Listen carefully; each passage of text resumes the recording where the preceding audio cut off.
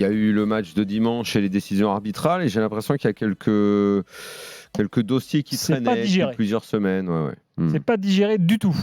Je vous lis des parties du communiqué. Après 34 journées, l'Olympique de Marseille constate une accumulation de décisions prises en défaveur du club lors de la saison. Alors déjà, l'arbitrage.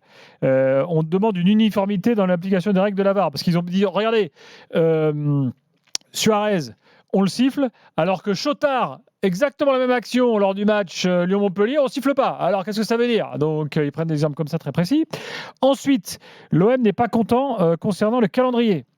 Voilà, match planifié le vendredi, alors qu'on avait des joueurs qui jouaient un match international 48 heures avant.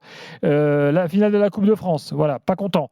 Et l'OM s'étonne de certaines décisions de la commission de discipline de la Ligue, notamment concernant les engins pyrotechniques et tout. Voilà, donc moralité, l'Olympique de Marseille, ce soir, demande davantage de respect à son égard, en plus de la cohérence des prises de décision futures afin de garantir l'équité des compétitions. Ce qui sous-entend que l'OM estime qu'il n'y a pas d'équité dans la compétition à son préjudice. Est-ce qu'ils en font trop là? Est-ce que c'est de bonne guerre? Franchement, j'étais très étonné de ce mail.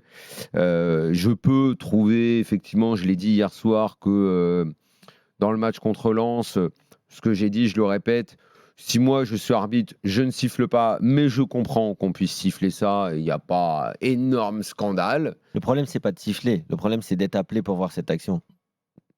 Peu importe, ça change pas grand-chose. Que on soit pas d'accord, très bien, que ça donne lieu à ce genre de courrier qui ressemble quand même à un énorme chouinage, ça me déplaît. C'est pas l'OM de cette année, c'est pas l'OM de Longoria. Il y a d'autres manières que de pour se faire respecter. Moi, je le vois aussi, Daniel, comme une façon que d'aller chouiner avec ce genre de communiqué. Ça me plaît pas trop. Petit coup de pression. Je pense pas que ça marche.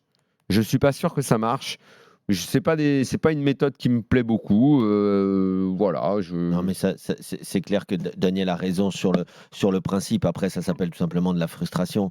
Parce que oui, tu ça, sais, je peux comprendre. Voilà, c'est juste de la frustration. C'est l'entraîneur qui râle, qui sait qu'il faut pas râler, mais qui râle quand même parce que il est tellement frustré d'avoir perdu un match qu'on veuille ou non, sur une erreur d'arbitrage qui change énormément, surtout que 2 jours après, tu vois que la Juve va peut-être perdre quand même 9 points et donc ne sera sûrement pas en Ligue des Champions, et que la 3e place du championnat français ne sera sûrement pas directement qualificative pour la Ligue des Champions. Ça rajoute de la frustration sur la frustration, et voilà, c'est quelque chose qu'ils ne doivent, qui n'est pas très classe de faire, mais qui, comme toutes les râleries et toutes les chouineries, et malheureusement, c'est humain.